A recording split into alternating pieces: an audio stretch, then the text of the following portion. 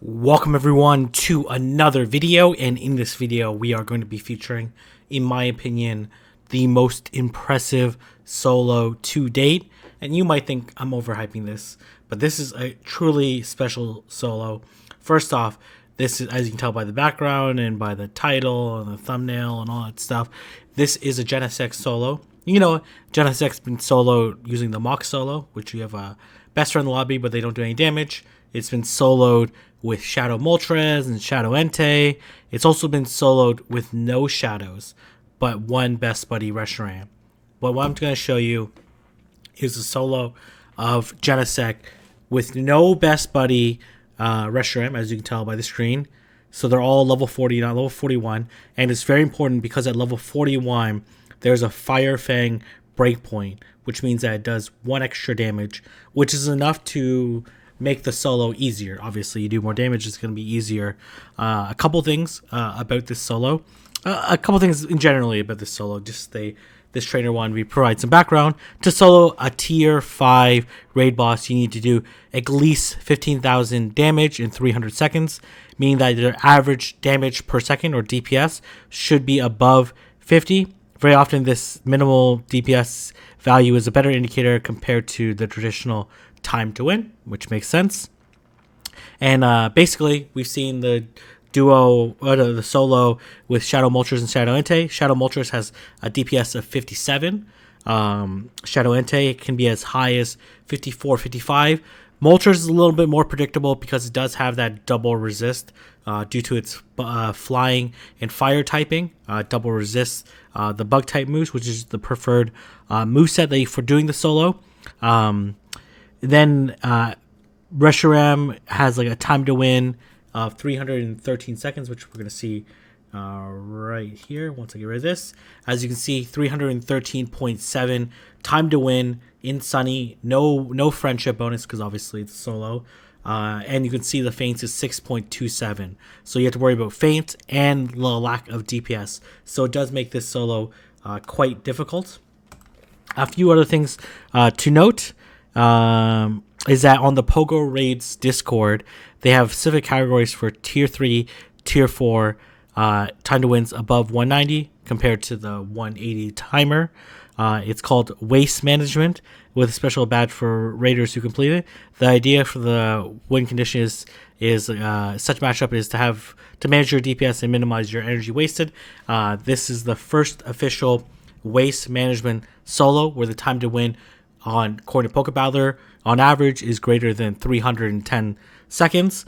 There's a couple of things to know. One, this is using a single bar charge move in Overheat, which is much more difficult to work with than 2 or 3 bar charge moves. One, because once you go to 100 energy, or once you go to maxed out energy and you're throwing the charge move, you can no longer receive energy while you're taking damage. While if you're firing while you have a 2 bar charge move, if you're not full on both charge bars, then you can continually get energy. So it makes it much more difficult, and as well, longer periods of time. There's more likely that you're going to have dramatic, cycles where you're going to have a lot of wasted energy. You could have 80, 90 energy wasted and faint with that. So it becomes much more difficult.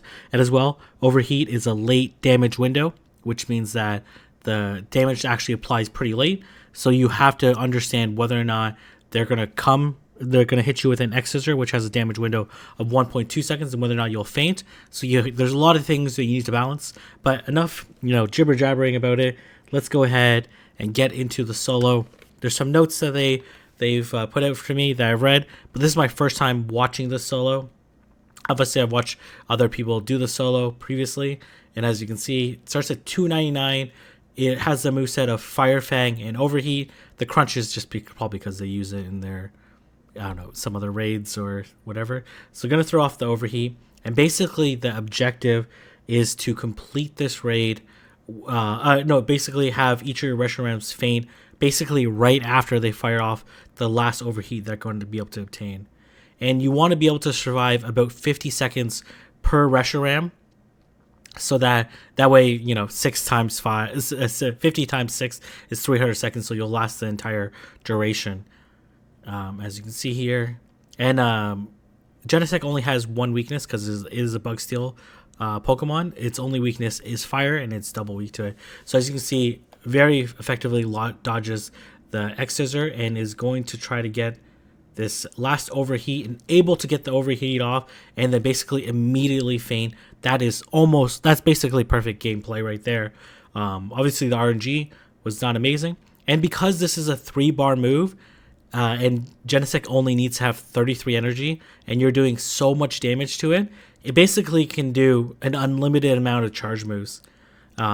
Each overheat probably fills up its entire 3 bars, so it can just continually fire them off. But again, you want to be able to manage your DPS, manage your energy, and as you can see, they're approaching the 200-second mark. The Reshiram's not quite fainted yet, needs to get off this last overheat, going to be able to survive this.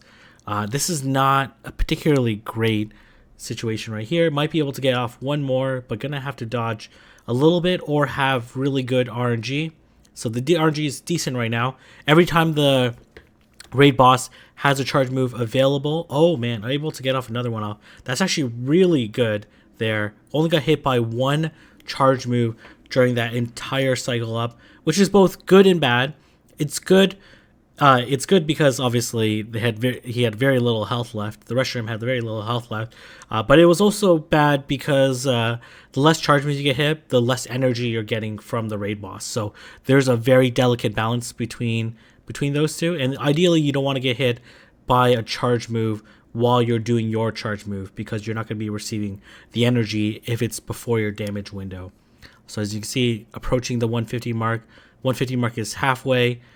Gonna flip it with this overheat and flips it at 147. Gonna do what we call a hot swap. Basically, a hot swap is if you don't think you're gonna get off the last charge move or another charge move afterwards, you manually swap to your next Pokemon. This is a very difficult move.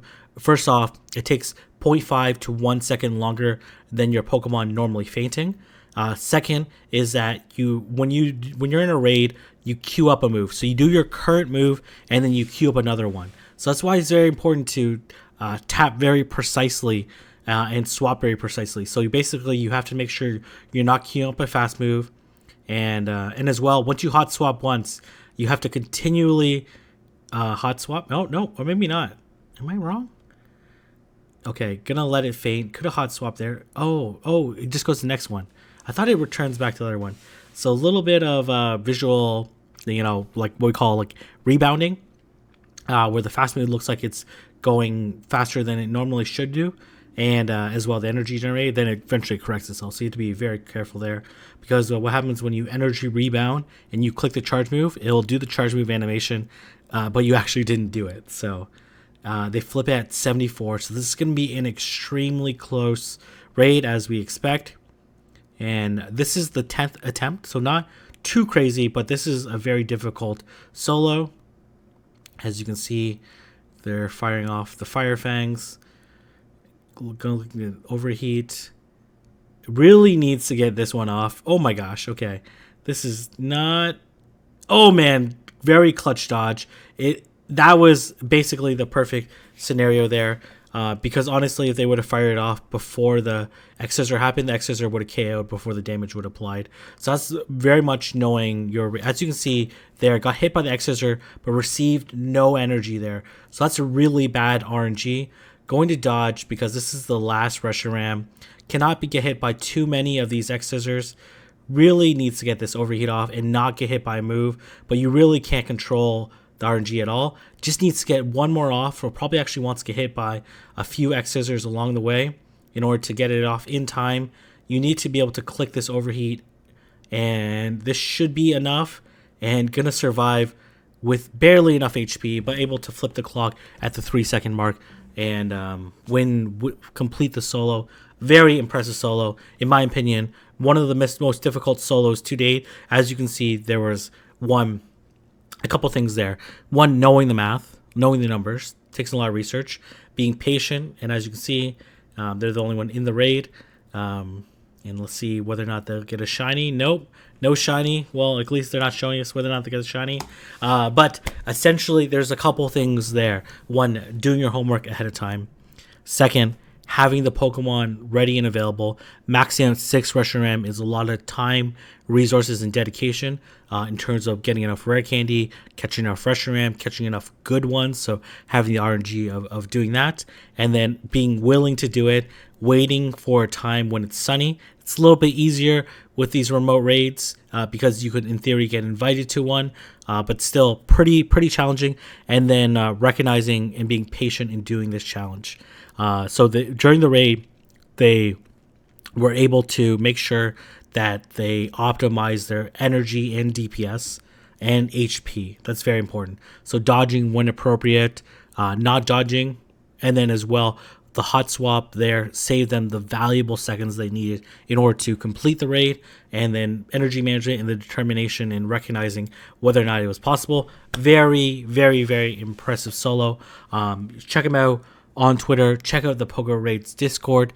Thank you for watching. Thank you, Yilong, for sharing me these sharing. I was gonna say these battles, but it is a battle with Reshiram versus Genesect. A truly impressive solo, one that will go in the record books. As you know, the first tier 5 waste management solo in the world. So congratulations again, and I look forward to seeing you do more amazing solos. Certainly this is not their first impressive one. They have a long history of them. One of the greatest soloists the games has ever seen. So anyways, I'm going to leave it there. If you like this video, don't forget to like, comment, and subscribe. And I'll see everyone in the next video.